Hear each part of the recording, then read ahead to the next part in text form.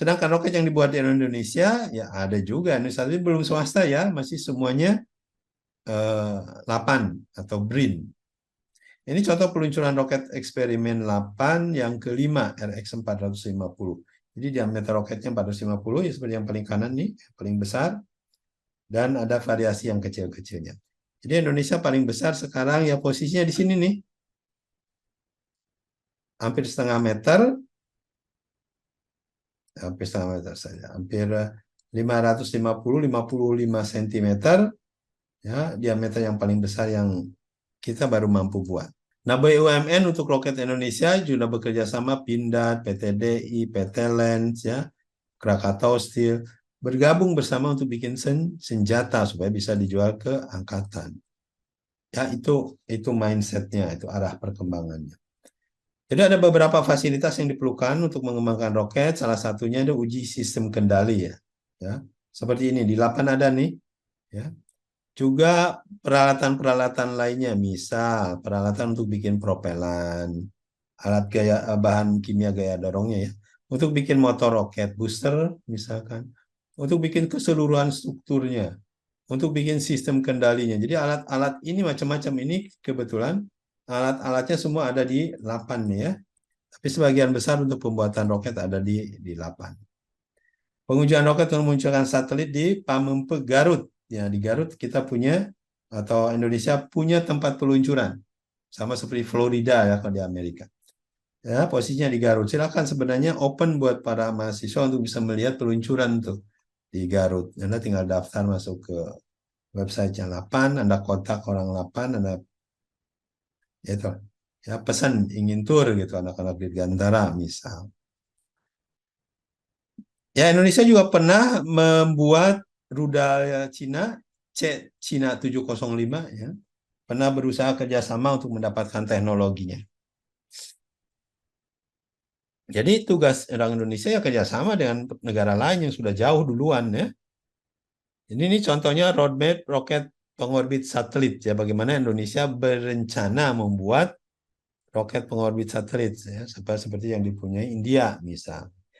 Ingat Indonesia sama India itu hampir bareng tuh bikin bikin 8, bikin NASA-nya.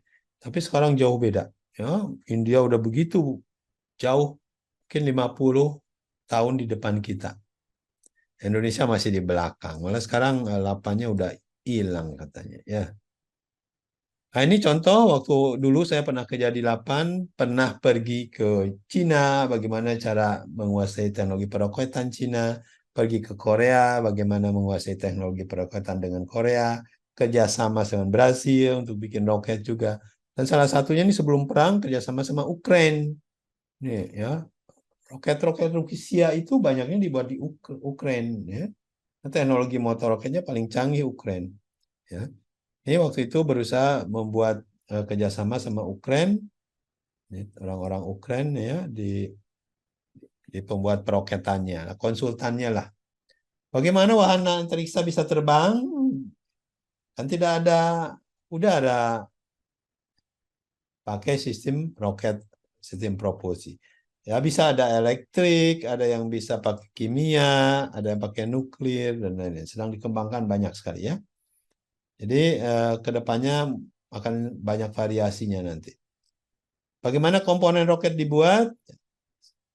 Idealnya semuanya 3D printing. Sudah mulai nih beberapa komponen mayoritas sudah bisa dibikin 3D printingnya. Sama seperti pesawat zaman dulu, sedikit-sedikit itu dibikin komposit. Sekarang hampir seluruhnya pakai komposit. Ya nanti juga roket begitu, sedikit-sedikit di 3D printing kan lama-lama ya bisa mayoritas dibuat dengan 3D printing.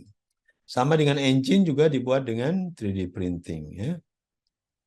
Pesawat untuk space eksplorasi dan turisme ya, indahnya SpaceX. Kalau sudah di atas.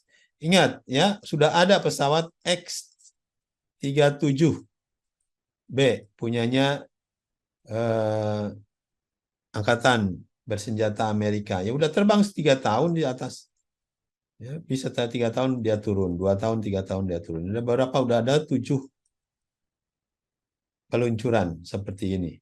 Tidak ada orangnya ya, namanya autonomous kayak drone nih, tidak ada orangnya. Jadi dia putar-putar aja, sehari bisa sampai 14 kali putaran.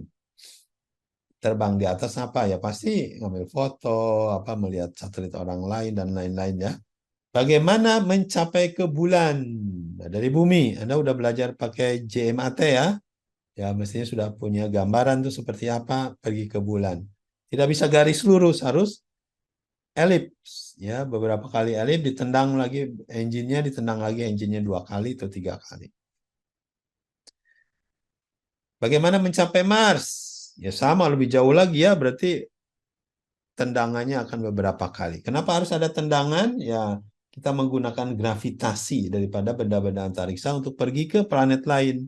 Kalau tidak, biaya engine-nya terlalu mahal, nggak nyampe gitu. Ya, harus begitu besar pesawatnya supaya bawa fuel yang banyak bisa sampai. Tapi dengan adanya elips itu ya, ada swing, dilempar deketin bumi, dilempar deketin bulan, dilempar, ya, loncat-loncat sampai ke Mars. Oke, jadi itu sekilas tentang teknologi peroketan.